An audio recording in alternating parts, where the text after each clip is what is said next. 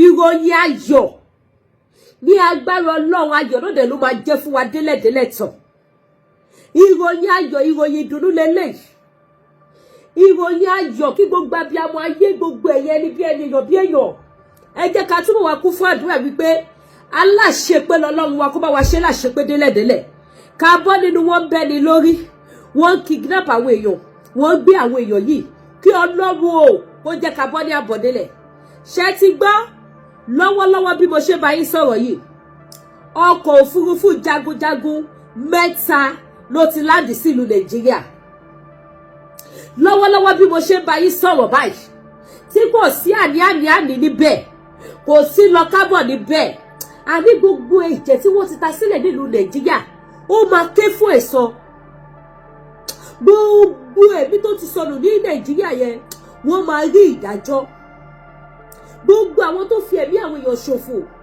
wọ́n máa ṣe kí ni wọ́n máa sunkún ẹjọ́ 1 minute mi like bí kámẹ́rà mi ṣe ẹ má bínú mo ń try láti sẹ́ẹ̀tì kámẹ́rà mi rí bí áǹgì fò yẹn sí. ṣé ẹ gbọ́ mi gbogbo ẹ̀mí tó sọnù sẹ́ẹ̀ gbogbo wọn pátápátá báyìí ni wọ́n máa rí justice. lọ́wọ́lọ́wọ́ báyìí sí ọkọ̀ jagunjagun ńláńlá 3 pẹ̀lú àwọn irinṣẹ́ tí mo máa play fídíò tẹ́ máa rí o no be for mouth ẹ bá mi máa share o àwọn kìrìsìtẹ́nì kó tètè wọlé àdúrà mùsùlùmí kó tètè gbé kùránì wọn àwọn bàbá wa oníṣẹ̀ṣe torí ìṣẹ̀ṣe la gbà káwọn náà ṣe kí ni kí wọ́n tètè bá wa bẹ̀rẹ̀ títí wọn náà bí wọ́n bá ṣe máa bá wa ṣe bí wọ́n bá ṣe máa bá wa ṣe káwọn náà tètè bẹ̀rẹ̀ bọ́ bá ṣe máa gbẹ́ bọ́ bá ṣe máa gbé tutù gbogbo àwọn tí wọ́n wá láti wá jà fún wa yìí àjàyè ni kí wọ́n jà ká bọ́ lóko ẹrú ká bọ́ nínú ogun payọ̀payọ̀ kí Nàìjíríà fọ́ kùtùkùtù kó túká pìtìpìtì kó ní kálukú máa lọ nílùú ẹ̀ kí Ọlọ́run ìgbéníjà kó gbé ìjà wa gbogbo bí tí àwọn Gumi fi ojú sí kí Ọlọ́run kó ṣe kí ni kó gba ọ̀nà ibò mí ìyọkójú kó ti àwọn Mr. Gumi apààyàn àti gbogbo àwọn òṣìṣẹ́ wọn pátápátá ọkọ̀ òfurufú jagunjagun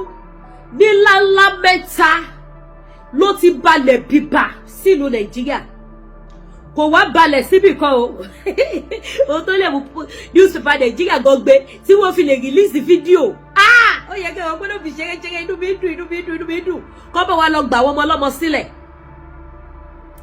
kọ́ bá wa lọ gba àwọn ọmọ ọlọ́mọ sílẹ̀ àwọn sẹ́nítọ̀ bó ti faraya nínú house wípé ṣé àwọn ò gbàṣẹ́ ó bẹ́tà káwọn shut down house kí wọ́n wá bó ṣe máa gbà àwọn ọmọ ọlọ́mọ síta mo rò bóun ló jẹ́ kí bàbá Jàgàbá tí wọ́n ní k'Amẹ́ríkà má wá mọ́ ló jẹ́ kó juwọ́ sílẹ̀ pé ó yá gbogbo ibi tí ìrànlọ́wọ́ bá ti fẹ́ wá ẹ máa bọ̀ wá o bàbá Jàgàbá tí president Burkina Faso pè tí bàbá decline call tó ní everything is under control bàbá náà ti juwọ́ lẹ̀ o ọlọ́lọ́ ní àwọn olè wọn lórí ká pariwo dáadáa ká sọ fún wọn pé sẹ́ẹ̀ ànígbà ara ń ta máa sọ nìyẹn ẹnu èèyàn lèèyàn fi kọ méje ẹ bá mi ṣí ẹṣọ yìí kẹ́ wá wo fídíò kẹ́ wá fi etí yín báyìí kẹ́ wá fi gbọ́ direct from the reliable source no àní kẹ́ wá wo ọkọ̀ òfurufú 3 yẹn ìkọláǹdì sí bọ́ọ̀lù gbogbo ẹ̀ lẹ́ máa rí pẹ̀lú gbogbo àwọn drone àwọn nǹkan ìjà ńláńláńlá tí wọ́n kó wọlé tí Boko Haram bá láwọn ní wèrè wọ́n á mọ̀ pé wèrè pass wèrè ẹ gbọ́ mi ẹ máa bá mi ṣe ìròyìn ayọ̀ yìí tí Boko Haram bá láwọn ní wèrè wọ́n á mọ̀ pé wèrè pass wèrè èyí tó máa ṣe lélẹ̀ tí Nàìjíríà máa fi túká tó máa fi pé ẹ gbọ́ èyí tí Boko Haram ra wọlé òun ló máa pín Nàìjíríà yẹn ìlú burúkú yẹn ó máa pín whether they like it or not ìlú yẹn máa pín ó máa fọ́ túkàtúkà nísìn báyìí sìn ìkọ́nù àwọn ọkọ̀ òfurufú yẹn ọkọ̀ kékèké kan ọkọ̀ ogun ní o tó dẹ̀ kó àwọn ọkọ̀ ogun tó kó àwọn dúróòmù ńláńláńlá àwọn weapons gidi tó kó wọlé wá ìkọláǹdì sí bọ́ọ̀lù ká ní wọ́n sọ síta ni èmi náà ò ní sọ débi tá a máa ní àbádẹ̀ tí máa sọ o débi tí Boko Haram máa mọ ibi táwọn máa ságbà débi tí wọ́n máa mọ nǹkan tó ń bọ̀ eléyìí ti kọjá ní nǹkan tí kọ́mádé sọ síta káwọn pípù yẹn má lè ṣe wà láìtàlà eléyìí ti kọjá bẹ́ẹ̀ ọ̀rọ̀ tó wà lẹ́yìn tó bá ṣì mọ́ nínú Nàìjíríà nìkan ló máa ní ẹ máa fọwọ́ bọ kinní kan, ẹ má sọ plan yín síta, ẹ má sọ move yín síta. Eléyìí ti kọjá ẹ má sọ plan yín síta, ẹ má sọ move yín síta. Gbogbo àwọn ibi tó kó òfurufú mẹ́tẹ̀ẹ̀ta tó land sí ni máa play fún yín báyìí. Tẹ́ máa fi ojú yín rí, tẹ́ máa fi etí yín gbọ́. Kódà gbogbo bó ṣe land báyìí, bó ṣe ń kó àwọn nǹkan ìjà sílẹ̀ kí Boko Haram lè mọ̀ pé ló bí ṣeréṣeré, kí kidnapper lè mọ̀ wípé àwọn ti ṣìṣe. Gbogbo ẹ̀ ni wọ́n ti kó sílẹ̀, ni wọ́n ṣe fídíò ẹ̀. Ẹ̀yin màmá mi, ẹ̀yin bàbá mi, tí n bá sọ fún yín wípé mi ò gbọ́ wípé wọ́n lọ kó àwọn another 36 ní Kaduna nílùú church. Ẹ̀yin tẹ́ wo mi ṣe ti gbọ́ yẹn, ẹ jẹ́ tún sáré ṣe lè fún yín. Ẹ jẹ́ tún sáré ṣe kíni kí tún sáré sọ fún yín kí tó wá play video fún yín kẹ́ tó wá wò yẹn. Àwọn 36 people tí bá sọ fún yín pé kì í ṣe gbogbo nǹkan tó lọ nínú Nàìjíríà yẹn làwọn èèyàn mọ̀. Aburú dẹ̀ pé aburú wọn ṣẹ́. Ìṣẹ̀lẹ̀ bí ìṣẹ̀lẹ̀ ní Nàìjíríà yẹn all the time ní gbogbo ìgbà. Ìṣẹ̀lẹ̀ ibi ìṣẹ̀lẹ̀ ní Nàìjíríà ní gbogbo ìgbà tí ẹnu ò gbà ròyìn ẹ̀. Wọ́n demand fún 1 billion pẹ̀lú ọ̀kadà 37 ní Boko Haram demand fún. That is to say, mo ṣe program kan ní few days ago.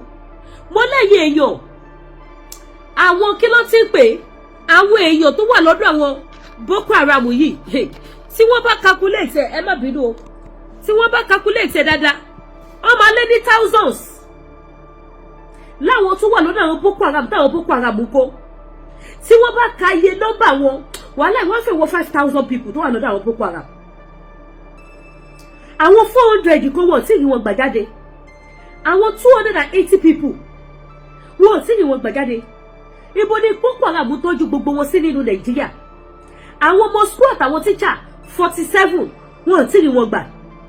Àwọn tí church ní Kano tó lọ pọ́ ní church ní Kano àwọn 35.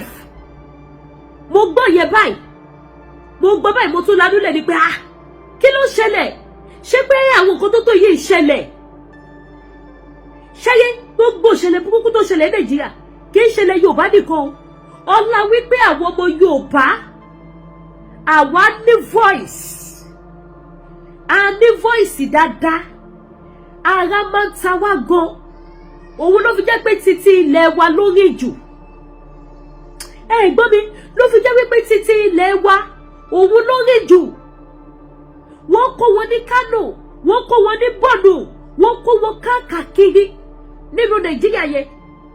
Bọ́dẹ̀ ṣe ń kó wọn ni wọ́n pa àwọn tó máa pa, wọ́n gba ransom lórí àwọn tó máa gba ransom, wọ́n camp àwọn tó máa camp. Nísìn àwọn tó kó ní church ní Kano yẹn, àwọn 35 people wọ́n dẹ̀ demand fún 1 billion. Èèyàn mélòó ló gbọ́ yẹn? Èèyàn mélòó ló mọ̀ pé irú yẹn tún ṣẹlẹ̀? Wọ́n demand fún 1 billion. Wọ́n ṣẹ̀ṣẹ̀ sọ̀rọ̀ láàrin àná Saturday ni o. Ni wọ́n ṣẹ̀ṣẹ̀ sọ̀rọ̀.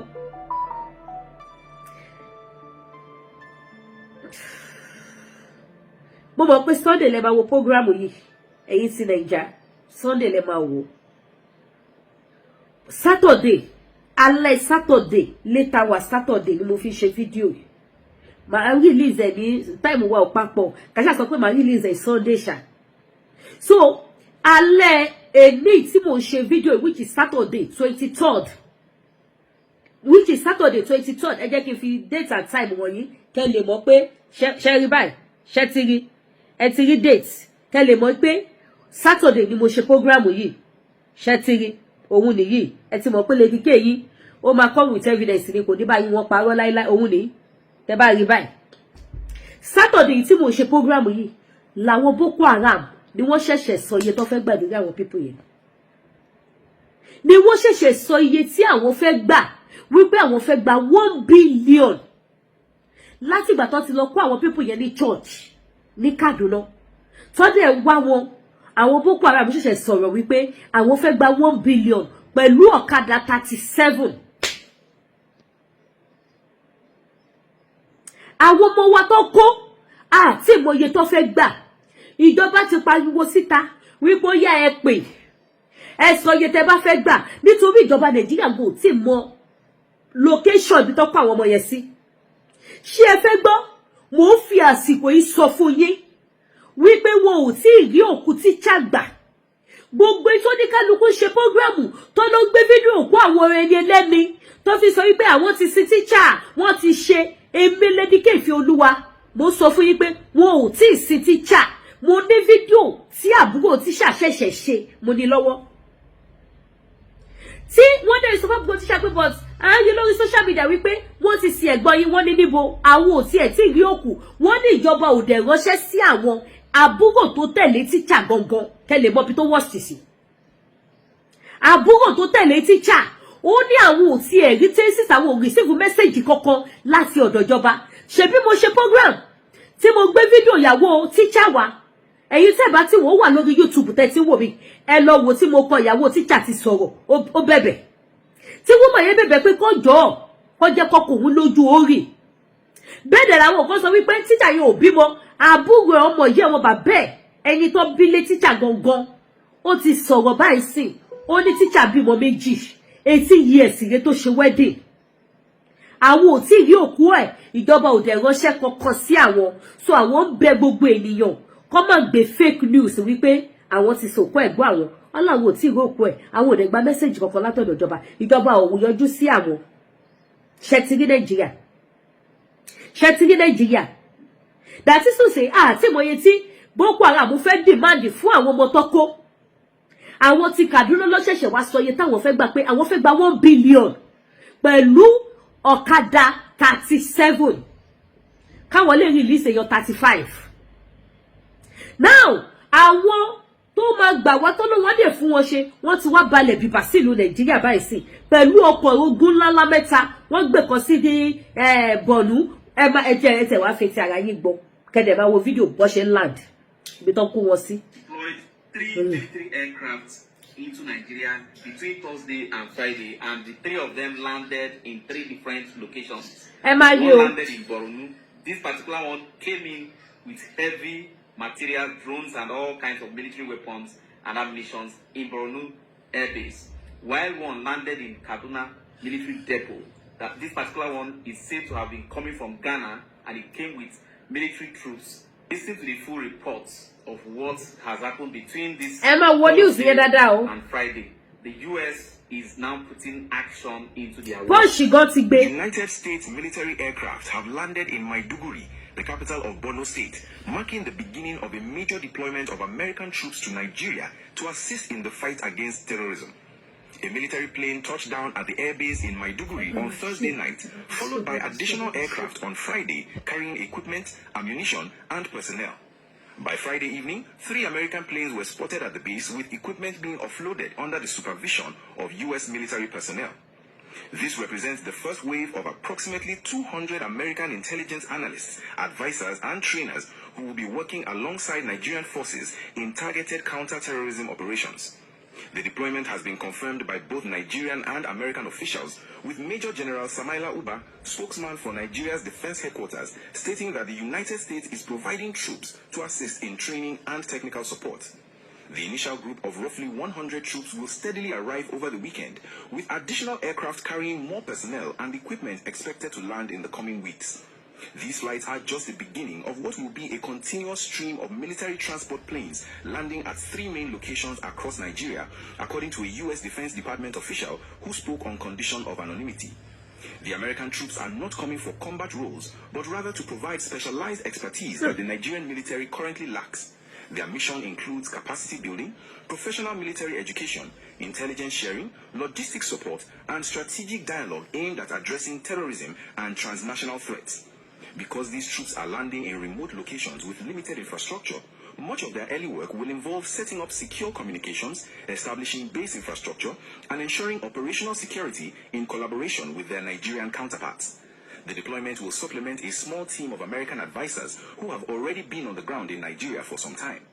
This unprecedented military cooperation between Nigeria and the United States follows months of escalating pressure from President Donald Trump, who has been sharply critical of the Nigerian government for what he describes as its failure to protect Christians from deadly attacks by Islamist militants and armed militias. In late December, President Trump ordered a surprise missile strike in Nigeria on Christmas Day, targeting what he called terrorist camps in Sokoto State. The strikes were symbolic, with Trump later acknowledging that he deliberately timed the operation to deliver what he called a Christmas present to the insurgents. He had previously threatened to go into Nigeria with military force if the violence against Christians did not stop, describing it as an existential threat. If you are finding this report informative and want to understand how international military cooperation works and what it means for Nigeria's security, please hit that like button and subscribe to this channel so you never miss critical updates on developments that affect our country. However, the Nigerian characterization of Nigerian officials maintain that terrorist groups, including Boko Haram and ISIS West Africa, have made no distinction between Christians and Muslims in their attacks, with extremists killing thousands of people at churches, mosques, and villages without discrimination. Beyond religious sectarianism, Nigerian authorities emphasize that much of the violence also stems from long-standing disputes over land and water resources between farming and herding communities, particularly in the Middle Belt region, where climate change and population growth have intensified competition for scarce resources. Moving forward, the combined U.S. and Nigerian forces will build joint mission planning capabilities, relying on intelligence gathered from both Nigerian and American sources. This includes data from U.S. surveillance flights that have been operating from a base in neighboring Ghana since late last year. The surveillance operations provide real-time information about terrorist movements, hideouts, and planned attacks, which will be crucial in targeting high-value individuals and disrupting terrorist networks. The Americans bring advanced drone technology, precision air capabilities, and sophisticated intelligence gathering tools that Nigeria does not currently possess in sufficient quantities. While General Uba declined to say exactly how long the American troops would be deployed in Nigeria, Pentagon officials have suggested that this specific mission is temporary and focused on supporting a particular set of operations. The flow of forces is scheduled to last for a couple of months, though officials have indicated that successful joint operations could lead to further deployments in the future. This represents a significant shift in U.S. military engagement in West Africa, particularly after America was forced to abandon its bases in neighboring Niger following a military coup in that country in 2024. Security and defense experts have weighed in on the deployment, describing it as technical support rather than a combat mission. Retired Army Intelligence Corps officer Chris Andrew explained that the Americans are bringing specialized expertise, particularly in drone operations and precision air capabilities, not frontline fighters. The focus is on training Nigerian personnel to use advanced equipment, improving intelligence gathering and analysis, and helping the military develop more effective strategies for combating terrorism. This approach is meant to build Nigeria's long-term capacity to handle its security challenges independently, rather than creating dependence on foreign troops. General Dagvin Anderson, commander of U.S. Africa Command, emphasized that this mission is focused on partnership and mutual respect for Nigeria's sovereignty. All engagements will be conducted in accordance with existing bilateral frameworks, with Nigerian forces remaining fully in charge of all operations and decision-making on the ground. The goal is to protect innocent lives and disrupt violent extremist organizations wherever they operate, while respecting the territorial integrity and independence of partner nations. The arrival of U.S. troops in Maiduguri carries symbolic significance, as the city has been the epicenter of the Boko Haram insurgency for a decade. Maiduguri has endured countless suicide bombings, attacks, and displacement of millions of people, making it a fitting location for international efforts to combat terrorism. The presence of American forces sends a message to terrorist groups that they now face not just the Nigerian military, but also the technological and intelligence capabilities of the United States military. Ẹ̀yin ìyá mi, ẹ̀yin bàbá mi, òun lẹ ti gbọ́ yẹn o. Ọ̀rọ̀ lẹ ti gbọ́ yẹn o. Ìgbésẹ̀ tó ń gbé nìyẹn báyìí o. Ẹ rí pé kì í ṣe ìròyìn ẹlẹ́jẹ̀. Ẹ rí pé lè yóò ṣe ìròyìn ẹlẹ́jẹ̀ because wọ́n ti brainwash wa nínú Nàìjíríà. Gbogbo ọ̀nà ni wọ́n ti gbà sọ ọ̀tá wa sínú ìgbèkùn nínú Nàìjíríà. Bí ká rí òtítọ́ ká dẹ̀ máa pè nírọ́. Ká máa fetí wa gbọ́rọ̀ báyìí ká dẹ̀ ní kò sí nǹkan kan tó sọ̀rọ̀. Afẹ́fẹ́ lásán ló ń fẹ́ ní ibi tí wọ́n bá wa dé lórílẹ̀-èdè Nàìjíríà yẹn. Now níbi tó wá lọ ìsìn, àwọn Boko Haram òjò ni wọ́n tí wọn ò láwọn ò ní wọlé. Kí ló nílé wa fẹ́ ṣe? Báwo làwa náà ṣe máa jẹ́ kó yé wọn wípé àwa náà ò ní gbà fún wọn? Ibi tí gbogbo ẹ̀ wọ́n gbà lọ yìí, ibo la mọ̀ tó máa yọrí sí?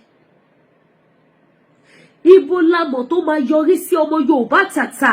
Ẹ jẹ́ abira wa léèrè, ẹ jẹ́ abara wa sọ ètò ìjọ òkodoro ọ̀rọ̀. Ibo la mọ̀ tó máa yọrí sí? Níbi tó ń lọ yìí. ẹ wo àwọn nǹkan tó pera wọn ní kíní kan tó láwọn reject pé kí Sunday Igboho kó jáde láti protect ilẹ̀ Yorùbá. Kì í ṣe àwọn ọmọ Yorùbá ló sọ o. Wọ́n láwọn woman rights freedom fighter kíní kan wọ́n reject ẹ̀. It has shows pé gbogbo àwọn tí wọ́n pera wọn ní ẹgbẹ́ yẹn wọ́n ṣiṣẹ́ fún Boko Haram. Because tí ẹ bá ṣiṣẹ́ fún Boko Haram, èèyàn kò ní dìde wípé òun fẹ́ gbà wá pẹ̀lú tó ń ṣẹlẹ̀. Ẹjọ́ ibo làwọn church ti fẹ́ rí 1 billion àti ọ̀kadà 37 tó fẹ́ lọ fi gba àwọn èèyàn sílẹ̀. Àwọn ọmọ tí wọ́n kó ṣé mọ iye ọjọ́ tó ti dà báyìí tí àwọn ọmọ yẹn ti fi wà nínú igbó. Ipò wo làwọn ọmọ kéékèèké yẹn máa wà? Kò wá ṣàwọn nìkan o, àwọn tó ti kó before wọn kọ́. Àwọn tí àwọn people ti kó before wọn kọ́, àwọn 400 tó ti kó. Ipò wo la mọ̀ táwọn yẹn wà mọ́ báyìí sí? Ṣé Boko Haram ní oúnjẹ tó fẹ́ fún àwọn people yẹn jẹ tí wọ́n máa wà okay? Wípé okay kó tẹ̀ máa jẹ oúnjẹ pé gbà manage ẹ̀, ṣé Boko Haram máa fún wọn? Àbí oúnjẹ gbà kan fi nǹkan sínú kí àwọn olú ẹlẹ́mọ̀ wípé yes ó ṣe ó sì fi nǹkan síkùn, ṣé Boko Haram máa fún wọn?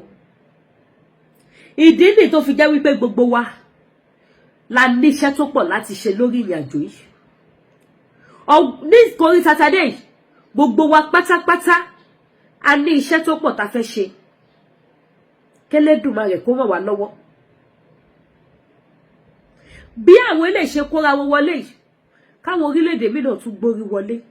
Gbogbo èyí tẹ́ bá wá share video, tẹ́ bá wá send mail, tẹ́ bá wá send àwọn letters lọ sí diaspora láti lè fi call fún international help. Please ẹ jọ̀ọ́ ẹ continue, ẹ má ti dáwọ́ ẹ̀ dúró. Ẹ má ti dáwọ́ ẹ̀ dúró, ojú òní tì yín. Àṣejèrè ni gbogbo wa máa ṣe. Ọmọ Yorùbá ẹ má sùn, ẹ jẹ́ ká mọ ẹni tá ń ṣe. Ojú òní tì wá. Ẹ bá mi share ètò yìí. Opinion titi yín ẹ kọ sí comment section.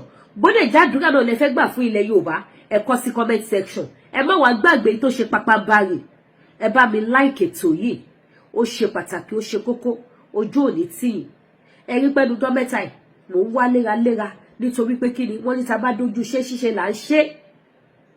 Wọ́n ní tí a bá dé ojú iṣẹ́ ṣíṣe là ń ṣe. Ojú iṣẹ́ la wà báyìí sìn.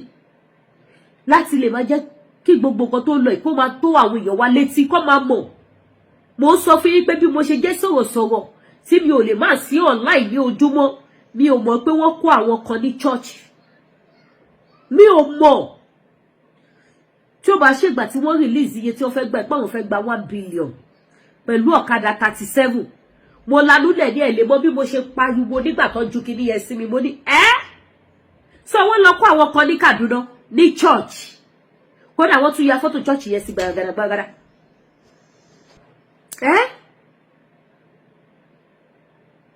Wọ́n tún ya fọ́tò church yẹn gbàgàdà. Ni wọ́n yà. Kẹ́ máa wáyé lóde. Mi ò mọ̀. Òun tó lè mú èmi gan tí mi ò mọ̀ so many things tó lọ. Àwọn kan wà tí wọn ò tiẹ̀ gbọ́ rárá. Àwọn kan wà ní Nàìjíríà yẹn. Wọn ò gbọ́ anything. Ó pẹ̀lú nǹkan tí wọn ò ṣe tún kí jẹ́ kó rí nínú. Àwọn táwa ní diaspora látún pe attention wọn tó wà nílé. Ẹlòmíà ní ẹ̀yin tẹ́ wá ní òyìnbó, èyí mo máa tètè mọ ohun tó bá ń ṣẹlẹ̀ Nàìjíríà kí àwọn ọmọ kókó báwo ló ṣe fẹ́ mọ̀ kò sí náà. Èyí tó bá tún níná tó bá ṣe data tó ṣe íńtánẹ́ẹ̀tì, kò ní rí íńtánẹ́ẹ̀tì lò. Íńtánẹ́ẹ̀tì á máa pòyì ní bí iṣẹ́ àbábà. Á máa pòyì bí iṣẹ́ àbábà. Ìjọ wo la fẹ́ ṣe gbogbo eléyìí dá ọmọ Yorùbá? Ojú òní ti wá o. Ẹ bá mi fọ́ ètò yìí. Ẹ bá mi fọ́ sí ìgboro ayé. Ẹ má wá gbàgbé ní Ledike African Store. Ẹ má torí pé mo ṣe program lé. Àgbà mo ti ṣe ṣọ́ọ̀bù bí o ti ṣe program lé. Bọ̀tẹ́lẹ̀ tí bá ní kí n jẹ́ kó dàárọ̀ tí bá dé ṣọ́ọ̀bù kí tó ṣe. Mo máa tún ní program mi tí mo fẹ́ ṣe because àsìkò yìí back to back la gbọ́dọ̀ máa update àwọn èèyàn wa kó máa mọ bó ṣe ń lọ. Kójó ọ̀gànjọ́ òun ni mo bá tají tí mo fẹ́ ṣe prayer mi tí mo lọ sí online tí mo rí information kan tí mo tún lè fún wa create awareness fún àwọn ọmọ Yorùbá tí a ò ní bá wọn kú sínú ilà yìí lo Nàìjíríà wà láì máa dìde máa ṣe kí á ní máa dìde lórí bẹ́ẹ̀dì tí máa wá ṣe tí ò pẹ́ kò sí kan tó fi ṣe yàn. So ẹ bá mi share, ẹ má sọ pé mo ṣe program lé kẹ́ má patronize mi. Ẹ̀yin mọ́mì mi, ẹ̀yin tẹ́ fẹ́ glow, tẹ́ fẹ́ kí skin yín kó jáde síta. Ẹ mọ̀ pé ẹlòmíì tó bá tọ́nà yẹyẹyẹ lójú ẹ̀ máa ṣe rí. Iná bọ́ọ̀bù kékeré kan ni mo tàn níbi tí mo ti ń ṣe program yìí. Iná bọ́ọ̀bù kékeré. David Maria, iná ló jẹ́ kó rí bẹ́ẹ̀ kíníkan gbogbo ẹ̀yin tẹ́ bá fẹ́ kí skin yín kó glow, kí skin yín kó jáde dáadáa. Tẹ́ fẹ́ mọ́ látòkè délẹ̀ kẹ́ bọ́ra lẹ̀ báyìí. Kó rí dádì tẹ́lẹ̀ pé yé ọmọ ló dùn báyìí. Ọmọ ló dá tó yìí. Mo ní cream tẹ́ máa lò. Mo lọ́ṣẹ tẹ́ máa lò. Mo láwọn kan tó dá tẹ́lẹ̀ fi ṣe kíni tẹ́lẹ̀ fi tú skin yín ṣe àti face yín. Gbogbo ẹ̀yin tí face yín bá bọ̀. Even ẹ̀yin tẹ́ bá fẹ́ cream èèyàn pupa. Mo ní cream tí kìí ṣe tèèyàn pupa. Gbogbo wa ò lè tóònù. Àwa kọ́kọ́ lè máa glow. So gbogbo ẹ̀yin tẹ́ bá fẹ́ glow, tẹ́ kò fẹ́ máa glow, tẹ́ fẹ́ maintain skin yín, mo ní cream tẹ́ lè lò láti fi maintain skin yín. Cream wà tẹ́ lè lò. Ẹ̀yin tẹ́ bá jẹ́ chocolate, kí chocolate yẹn kó máa dán gbìngbìngbìn bí nǹkan aláboyún, mo ní cream tẹ́ lè lò. Ẹ̀yin tẹ́ bá wá jẹ́ black, mo ní cream tèèyàn dúdú náà. Tí dúdú yẹn kò máa dán, tí ò ní ṣì, tó máa dùn wò. Mo ní cream tẹ́yin náà lè lò àti ọṣẹ àti face soap fún yín. Ẹ kàn sí mi ojú òní tiwa. Bákan náà, gbogbo lówó ní Lady K African Store. Gbogbo lówó store bẹ́ẹ̀ fẹ́ ra oúnjẹ ilẹ̀ wa, ó wà ńbẹ̀. Tẹ́ bá fẹ́ wá sí store mi, ẹ feel free, ẹ máa bọ̀. Ẹ̀yin tẹ́ bá fẹ́ wá, ẹ máa bọ̀ wá. Ẹ̀yin tẹ́ bá dé mọ̀ pọ́nà yín jí ẹ lè wá, ẹ pè mí online, má bá yín send ọjà. Gbogbo ẹ̀yin tẹ́ patronize fún Iléyá, mo dúpẹ́ lọ́wọ́ yín. Ẹ̀yin tẹ́ dẹ̀ patronize náà, Ọlọ́run ọba olùbùkún á bá mi bùkún fún yín. Ẹ máa rí tajé ṣe, ẹ máa rówó lò, ẹ máa rówó lò tẹ́ máa fi lè wá patronize mi. Tẹ́yin náà dẹ̀ tún fi rí ṣe ilé ayé yín, ẹ máa rówó. Now, àwọn òkú èlò àdúrà lọ́lọ́kọ̀ òjọ̀kan, àdúrà ló ń gba agbára kan. Ọdún yìí ti ń lọ o. Bàbá ní what is your achievement? Nothing. Amaria, ọdún yóò tí parí. Ṣùgbọ́n ṣe fẹ́ dá sí méjì ni. Níbi táwọn kan ti jí gírápù ire. Ẹ mọ̀ pé àwọn ire kan wà nọ́mà ire tó máa ń bá ìbẹ̀rẹ̀ ọdún rìn. Àwọn kan ti gírápù ẹ̀. Èèyàn kan á mọ̀ pé àyẹ̀ṣẹ̀ bẹ̀rẹ̀ ọdún yìí náà ni. Ó ṣe fẹ́ pín sí méjì kó ṣáà tó parí màrí ti tèmi ṣe. Jòkó síbẹ̀ kó máa ní wàrí ti tẹ̀ ṣe. Má dira, má múra sọ́rọ̀ ara ẹ̀. Ẹ jẹ́ àmúra sọ́rọ̀ ara wa. Àdúrà ló ń gba agbára kan. Sí yóò bá ti tèèyàn jẹ́. Tó bá dẹ̀ jẹ́ pé àwọn nǹkan protection, àwọn cleanser náà ni gbogbo ẹ̀ ló wà available tí a lè lò. Àwọn lọ́fíńdà àdúrà wà. Ẹ̀yin tẹ́ bá fẹ́ wẹ ọṣẹ, ẹlòmíì máa ní táwọn bá wẹ ọṣẹ white, ó máa jẹ́ kára yún àwọn. Mo ní àwọn iṣẹ́ tí mo fọṣẹ Ghana ṣe tó jẹ́ pé Ghana soap ni mo fi ṣe. Ó wà. Mo dẹ̀ tún ẹlòmíì àtún ní àwọn ò lè wẹ àwọn white soap, àwọn joy soap yẹn, àwọn lost, àwọn blue soap, àwọn ò lè lò. Tẹ́ bá lè lò yẹn, Ghana soap wà tó máa jẹ́ kí skin yín kó wà pa. Ẹ̀yin tẹ́ bá sọ pé ẹ̀tí ẹ̀ fẹ́ lo ọṣẹ, mo ní oil tẹ́ lè lò. Oil Ṣẹ́gun wà, oil àánú wà. Mo dẹ̀ ní lọ́fíńdà àánú, lọ́fíńdà ìbùkún. Gbogbo ẹ̀yin mọ́mì mi business owner, àwọn nǹkan tẹ́ lè lò nídìí ọjà yín tí business yín máa boost. Ṣé ilé ayé yìí èèyàn máa ń rí new ni. Tẹ́ bá ti lo iṣẹ́, tí iṣẹ́ ti píkì fún yín, tẹ́ bá ti lò tán, ẹ kàn sinmi díẹ̀, kẹ́ tún renew ẹ̀. Kẹ́ tún renew ẹ̀. Tí ẹ bá ti lo iṣẹ́ tó bá ti lè píkì fún yín, tẹ́ dẹ̀ ti lo iṣẹ́ yẹn tán, ẹ sinmi díẹ̀ yẹn máa rẹpẹtẹ wípé everything ti wà okay kíníkan. Ẹ máa rẹpẹtẹ. Ẹ kàn sinmi díẹ̀, kẹ́ tún renew ẹ̀. Òun ló fi máa ní tí ọba yìnbọn èèyàn máa tún kì ní. Ewé tí yóò bá renew, ó máa sọ̀kò. Ẹ gbọ́dọ̀ máa renew iṣẹ́ ni, that is ilé ayé yìí. Àwọn oníṣẹ́ ibi tó bá rí pé ó ti dira, wọ́n fi ẹlẹ̀. Fífi tó fi ẹlẹ̀ yẹn, ìbínú ló fi ẹlẹ̀, wọ́n lọ lúgọ síbì kan ni. Wọ́n wá fún ẹ ní time, ìwọ ò dẹ̀ mọ̀. Tí time yẹn bá wá pé tó rí pé yes, ó ti túra lẹ̀, ó ti jókòó, ti rẹpẹtẹ, ó ti wò pé yes, ọkàn ẹ ti balẹ̀. Wọ́n wá orí fọ́ọ̀sì wájú tàtẹ̀yìnwá lọ, wọ́n wá ní double. But